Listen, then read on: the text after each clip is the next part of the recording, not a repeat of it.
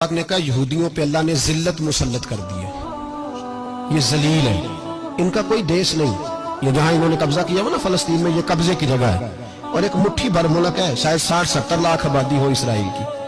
اگر امریکہ اس کی مدد نہ کرے تو اسرائیل قائم نہیں رہ سکتا، اور اس کے گرد 12-14 اسلامی ملک ہیں۔ بیت المقدس مسجد اقصی معمولی جگہ نہیں، حضور نے فرمایا 3 سفر کرو تو سمجھنا ہم عبادت کر رہے ہیں۔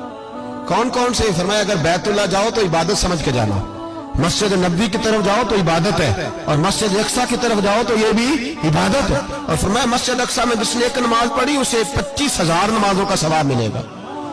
یہ وہ مسجد ہے جس کے ساتھ معراج شریف جڑا ہوا ہے۔ قرآن پاک نے کہا کہ اس مسجد میں سبحان اللہ اسریٰ بعبدہ لیلا من المسجد الحرام الی المسجد الاقصی۔ مسلمانوں، قرآن کہتا ہے کہ تمہارے معراج کی شان رسول پاک کی مسجد اقصی سے جڑی ہے۔ جس محبوب کو رب معراج کرائے تو مسجد اقصی میں لا کے کرائے۔ وہ جگہ معمولی جگہ ہے، وہ معمولی جگہ ہے مسجد اقصی۔ نبی پاک نے وہاں نبیوں کی امامت کرائی، 17 مہینے اس مسجد کی طرف منہ کر کے تیرے اور میرے رسول نے نمازیں پڑھی۔ چھوٹی جگہ ہے، اور پوری دنیا کا مسلمان اسے چاہیے شرم سے گڑ جائے۔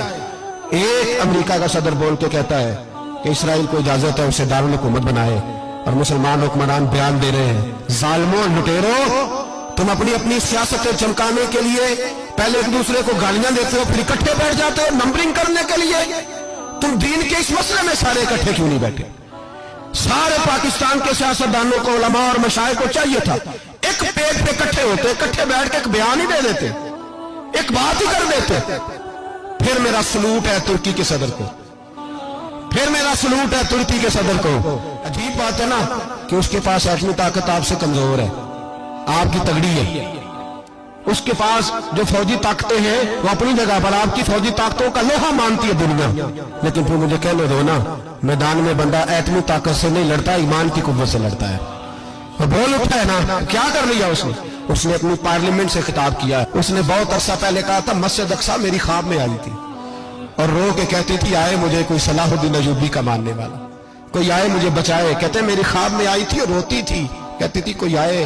اور ایک شاعر نے کہا ہے مسجد اقصی نبی پاک کو بھی بلاتی ہے، کہتی ہے ایک بار پھر طیبہ سے فلسطین میں آ، راستہ دیکھتی ہے پھر مسجد اقصی تیرا، ایک بار پھر سے طیبہ سے فلسطین میں آ، راستہ دیکھتی ہے پھر مسجد اقصی تیرا۔ کوئی بولا ہی نہیں اتنا مقدس مقام، چھوٹے چھوٹے بیان، اور کہیں اکٹھے ہو جاؤ، پیش گوئی کر رہا ہوں بڑی جلدی اس امریکہ کو لوگ ٹوٹتا ہوا دیکھیں گے، اس سے بکھرتا ہوا دیکھیں گے، اس سے لرزتا ہوا دیکھیں گے، اس لیے کہ مقابلے رب رسول سے اتنے آسان نہیں۔